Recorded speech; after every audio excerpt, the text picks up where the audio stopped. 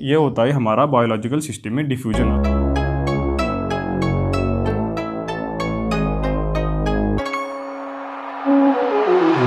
तो अब डिफ्यूजन को समझते हैं। सपोज ये मेरा मेम्ब्रेन है और अब इस कंपार्टमेंट में, यहाँ पे इस कंपार्टमेंट में मेरा ड्रग प्रेजेंट है और इस कंपार्टमेंट में मेरा सॉल्वेंट प्रेजेंट है।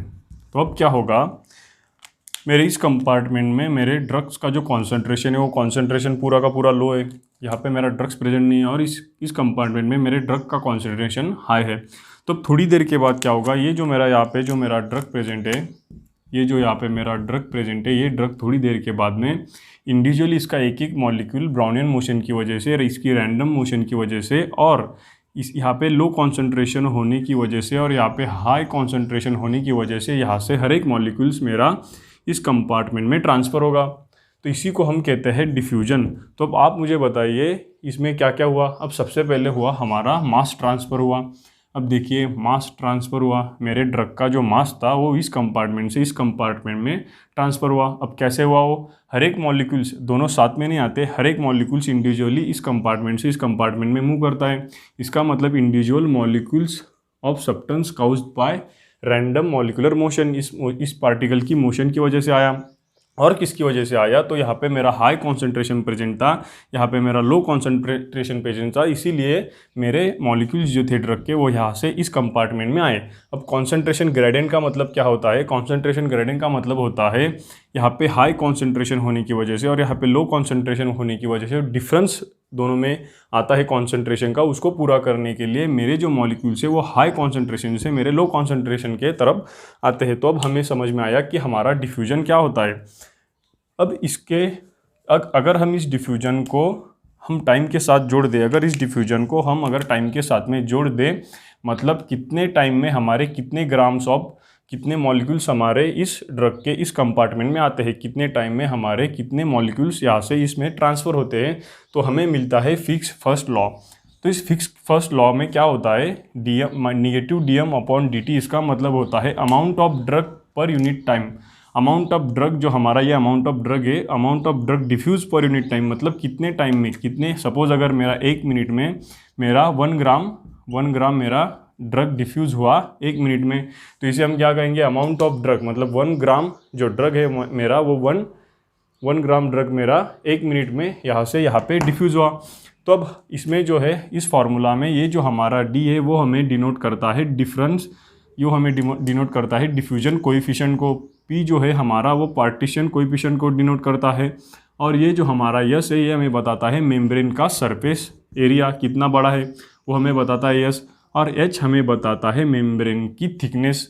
और उसके बाद में जो ये हमारा C M minus C S है वो ये हमारा सी एम मतलब होता है हमारा कॉन्सेंट्रेशन ऑफ म्यूकोजल साइट। इसका मतलब अब देखिए म्यूकोजल साइट क्या आती है, सपोज अगर हमारा ये है स्टमक, तो इस स्टमक में क्या होता है, ये यहाँ पे जो होती है इस साइड में जो होता है, यहाँ पे हम ड्रग लेते हैं तो हमारा ड्रग यहाँ होता है, तो ये जो साइड होती है ये हमारी म्यूकोजल साइड होती है, और ये जो साइड होती है ये हमारी सीरोसल साइड होती है, ये आता है हमारा सीएस।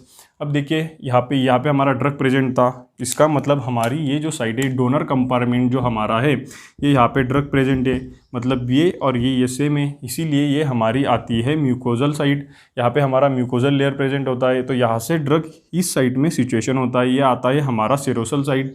तो अब ये आती है ये आता है हमारा रिसीवर कंपार्टमेंट, ये है हमारा डोनर कंपार्टमेंट, ये है हमारा रिसीवर कंपार्टमेंट। तो हम क्या देख रहे हैं, डिफ्यूजन इन बायोलॉजिकल सिस्टम हम देख रहे हैं। तो ये जो है ये होता है हमारा बायोलॉजिकल सिस्टम में डिफ्यूजन। अब यहाँ पे ड्रग का डिफ्यूजन कहाँ से हुआ, ये इंटरनल साइट है हमारा, ये जो डिफ्यूजन हुआ ये हुआ हमारे इस इंटरनल साइट से, स्टमक के अंदर से डिफ्यूजन हुआ हमारा इस ब्लड के अंदर। यहाँ पे हमारा ब्लड होता है, यहाँ पे हमारी वेन्स होती है। तो हमें क्या पता चला, जो म्यूकोजल साइट थी वो ये थी और जो सीरोसल साइट थी वो ये थी। तो बायोलॉजिकल सिस्टम में म्यूकोजल साइट से हमारा ड्रग डिफ्यूजन होता है हमारी सीरोसल साइट्स पे। तो अब हमें फिक्स लॉ हमने अब देख लिया, हमने बायोलॉजिकल सिस्टम में डिफ्यूजन कैसे होता है वो भी देख लिया। अब हम देखेंगे सबसे इम्पॉर्टेंट टर्म इसके अंदर जो है हमारी सिंक कंडीशन। तो अब देखिए सिंक कंडीशन में क्या होता है, अगर सपोज मेरा ये मैंने ले लिया कंपार्टमेंट, ये मेरा मेम्ब्रेन है, ये मेरे इसमें भी 2 कंपार्टमेंट है, इसमें भी मेरे 2 कंपार्टमेंट है और ये मेरा मेम्ब्रेन है। तो अब डिफ्यूजन में क्या होता है, सपोज इस साइड पे अगर मेरे 100 मॉलिक्यूल्स अगर मेरे प्रेजेंट है मेरे ड्रग्स के, और यहाँ पे मेरे 0 मॉलिक्यूल्स प्रेजेंट है, तो क्या होगा, जैसे जैसे मेरे मॉलिक्यूल्स इस में पहले क्या होगा, मेरा डिफ्यूजन होगा और मेरे जो मॉलिक्यूल्स है वो इस साइड से इस साइड में मूव होंगे। अब इस साइड में आ गए, सपोज मेरे कुछ मॉलिक्यूल्स आ गए, अब थोड़ी देर के बाद फिर मॉलिक्यूल आ गए, क्योंकि यहाँ पे अभी भी लो कॉन्सेंट्रेशन है, तो यहाँ पे मॉलिक्यूल्स आते रहेंगे जब तक दोनों साइड में कॉन्सेंट्रेशन सेम नहीं हो जाता। अब क्या होगा, यहाँ पे मेरे 100 मॉलिक्यूल्स थे, तो इसमें मेरे अब यहाँ पे 50 मॉलिक्यूल्स बच गए और 50 मॉलिक्यूल्स इस साइड में आ गए। तो अब इसमें क्या हुआ, अब यहाँ पे मेरा दोनों साइड पे कॉन्सेंट्रेशन जो है वो सेम हो गया। अब इसके बाद में मेरे मॉलिक्यूल्स इस साइड में नहीं आएंगे। क्यों नहीं आएंगे, क्योंकि दोनों साइड में कॉन्सेंट्रेशन जो था वो कॉन्सेंट्रेशन मेरा इक्वल हो गया। ये हमारी सिंक कंडीशन नहीं है, लेकिन सिंक कंडीशन क्या होती है, देखिए सिंक कंडीशन में क्या होता है, सपोज यहाँ पे मेरे 100 मॉलिक्यूल्स मेरे यहाँ पे प्रेजेंट है, ये रहे मेरे 100 मॉलिक्यूल्स और यहाँ पे मेरे 0 मॉलिक्यूल्स प्रेजेंट है। तो सिंक कंडीशन में क्या होता है, यहाँ से मेरा इनलेट होता है और यहाँ से मेरा आउटलेट होता है। मतलब जो मेरा सॉल्वेंट होता है वो यहाँ से अंदर आता है और यहाँ से बाहर जाता है। ये प्रोसेस कंटिन्यूसली होते रहता है, सॉल्वेंट का आना और सॉल्वेंट का जाना हर वक्त यहाँ पे होता है। तो इसमें क्या होता है, सपोज अगर मेरे फर्स्ट टाइम अगर आ गए मेरे यहाँ पे 10 मॉलिक्यूल्स मेरे आ गए, यहाँ पे मेरे कितने बच गए, यहाँ पे मेरे 90 मॉलिक्यूल्स यहाँ पे मेरे ड्रग के बच गए। तो ये 10 मॉलिक्यूल्स यहाँ पे आए, तो अब क्या होगा, मेरा जो सॉल्वेंट यहाँ पे आ रहा है वो सॉल्वेंट इन मॉलिक्यूल्स को लेके यहाँ से बाहर निकल जाएगा। मेरा जो सॉल्वेंट था वो जो यहाँ से आ रहा है वो इन मॉलिक्यूल्स को लेके यहाँ से बाहर निकल जाएगा। इसका मतलब अब मेरा यहाँ पे कॉन्सेंट्रेशन कितना हुआ, मेरा यहाँ पे कॉन्सेंट्रेशन हुआ 0। पहले कितना था 0, अब भी कितना हुआ 0। अब फिर यहाँ से सपोज मेरे कुछ मॉलिक्यूल्स आए, सपोज अब मेरे यहाँ पे 40 मॉलिक्यूल्स यहाँ से आ गए, अब यहाँ पे 50 मॉलिक्यूल्स मेरे बच गए, यहाँ पे 40 मॉलिक्यूल आ गए। तो अब क्या होगा, फिर से मेरा ये सॉल्वेंट आएगा और मेरे इन सब मॉलिक्यूल्स को लेके यहाँ से निकल जाएगा। मतलब यहाँ पे अब कॉन्सेंट्रेशन कितना रहा, अब भी यहाँ पे कॉन्सेंट्रेशन 0 है। तो इसी को हम कहते हैं सिंक कंडीशन। सिंक कंडीशन में क्या होता है, हमारा जो है सीरोसल मेम्ब्रेन होता है, अब सपोज अगर मेरा ये स्टमक है, अगर मेरा ये स्टमक है, ये क्या हुआ, ये हुआ मेरा म्यूकोजल मेम्ब्रेन और ये नीचे का हुआ मेरा सीरोसल। तो ये जो हमारा सीरोसल होता है, ये हमारा जो ब्लड की तरफ की जो साइड होती है वो हमारा ब्लड आता है और हमारे यहाँ से जो हमारा ड्रग यहाँ पे डिफ्यूज़ हुआ, देखिए ये जो हमारा ड्रग था, ये ड्रग यहाँ से हमारे इस साइड पे अगर डिफ्यूज़ होता है तो ये ब्लड आके उस ड्रग को यहाँ से लेके निकल जाता है। इसका मतलब यहाँ पे हमेशा हमारा कॉन्सेंट्रेशन जो होता है वो कॉन्सेंट्रेशन हमारा 0 होता है। मतलब हमारा जो ड्रग है वो ऑलवेज़ यहाँ से पूरा, जब तक ये ड्रग यहाँ से पूरा नहीं आ जाता तो ये ड्रग पूरा का पूरा यहाँ पे आते रहता है। इसी को हम कहते हैं सिंक कंडीशन। सिंक कंडीशन में हमारा कॉन्सेंट्रेशन रिसीवर चेम्बर का, ये जो रिसीवर चेम्बर है हमारा, इसका कॉन्सेंट्रेशन हमारा ऑलवेज लो होता है, क्योंकि हमारा ब्लड या फिर हमारा सॉल्वेंट आके हमारे डिफ्यूज़ हुए हुए ड्रग को लेके निकल जाता है। तो अब इसके बाद हम देखेंगे स्टेडी और अनस्टेडी स्टेट में। अब देखिए स्टेडी स्टेट में क्या होता है, स्टेडी स्टेट में जो हमारा रेट होता है वो कांस्टेंट होता है और अनस्टेडी स्टेट में हमारा रेट कांस्टेंट नहीं होता। तो अब स्टेडी स्टेट में अब हम सबसे पहले देखते हैं अनस्टेडी स्टेट को। तो अनस्टेडी स्टेट में क्या होता है, अब देखिए ये जो मेरी अनस्टेडी स्टेट है इसमें जो है मेरा रेट जो है वो वेरी करता है। मतलब मेरा रेट जो है बदलते रहता है। अगर सपोज इनिशियली मेरा एक मिनट में अगर मेरा 1 ग्राम मेरा सोल्यूट आ रहा था इस कंपार्टमेंट में, तो लास्ट में क्या होगा, अब देखिए सपोज जब मेरे यहाँ पे 100 मॉलिक्यूल्स यहाँ पे मेरे प्रेजेंट थे, जब मेरे यहाँ पे 100 मॉलिक्यूल्स प्रेजेंट थे तब क्या हो रहा था, इनिशियली मेरा 1 मिनट में मेरा 1 ग्राम मेरे मॉलिक्यूल्स यहाँ पे आ रहे थे।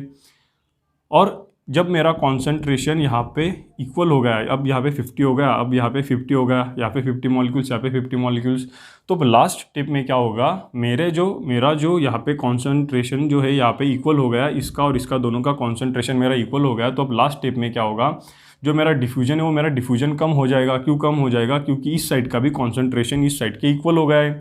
तो इसीलिए अब जो मेरा मिनट होगा उस लास्ट मिनट में मेरे 0 ग्राम मॉलिक्यूल्स यहाँ पे आएंगे। क्यों नहीं आएंगे, क्योंकि यहाँ पे मेरा कॉन्सेंट्रेशन बढ़ गया, दोनों का कॉन्सेंट्रेशन अब सेम हो गया, तो अब डिफ्यूजन नहीं हो रहा। इससे हमें पता चलता है, अब देखिए यहाँ पे 0 मॉलिक्यूल्स आया और इनिशियली हमारा 1 ग्राम मॉलिक्यूल्स आ रहा था। तो अब हमें इससे पता चला कि जो हमारा अनस्टेडी स्टेट होता है, अनस्टेडी स्टेट में क्या होता है, हमारा रेट वेरी होता है। मतलब पहले कुछ रेट था, अब कुछ रेट अलग है। लेकिन अब आते हैं हम सिंक कंडीशन में। जो हमारा सिंक कंडीशन होता है वो होता है हमारा स्टेडी स्टेट कंडीशन। ये जो हमारा सिंक कंडीशन होता है, ये होता है हमारा स्टेडी स्टेट कंडीशन।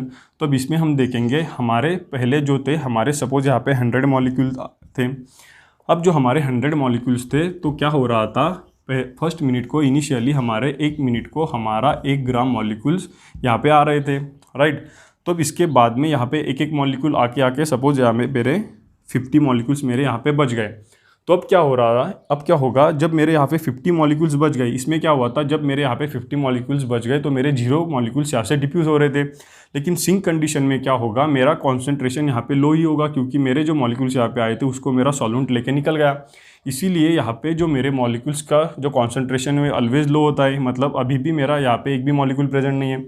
तो यहाँ पे 50 मॉलिक्यूल्स प्रेजेंट है, लेकिन फिर भी लास्ट मिनट में भी मेरा यहाँ पे 1 ग्राम मॉलिक्यूल्स आएंगे। जितने पहले आ रहे थे उतने ही अभी आएंगे, क्योंकि मेरे यहाँ पे जो कॉन्सेंट्रेशन है अभी भी लो है।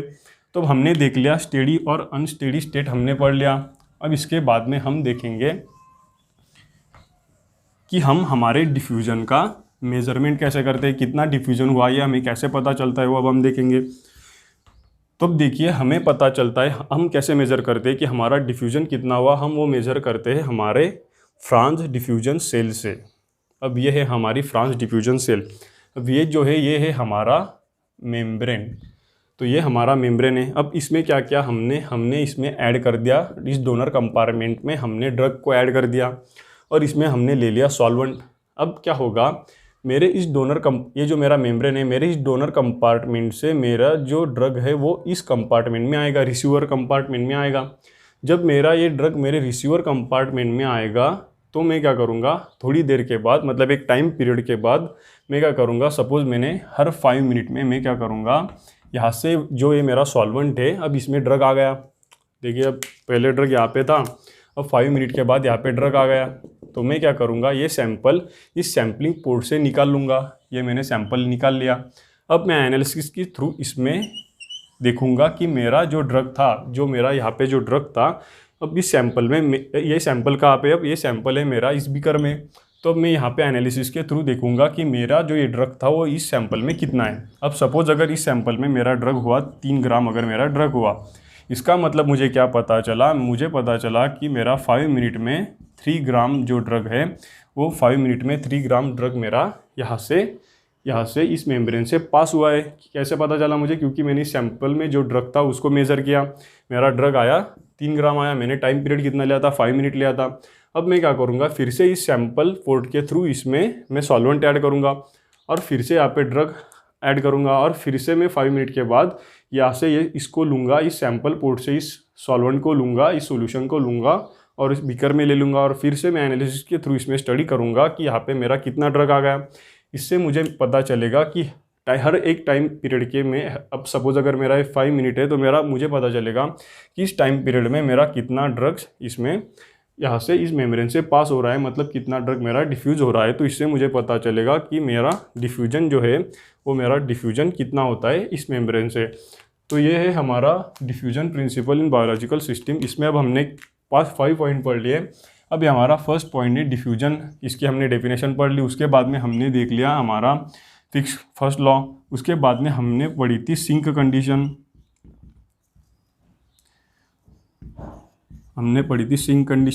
सिंक कंडीशन के बाद में हमने हमारा 4th पॉइंट पढ़ लिया स्टेडी और अनस्टेडी कंडीशन, और हमने लास्ट पॉइंट हमारा पढ़ा ये हमारा मेजरमेंट ऑफ डिफ्यूजन, जिसके अंदर हमारी ये फ्रांस डिफ्यूज सेल आती है।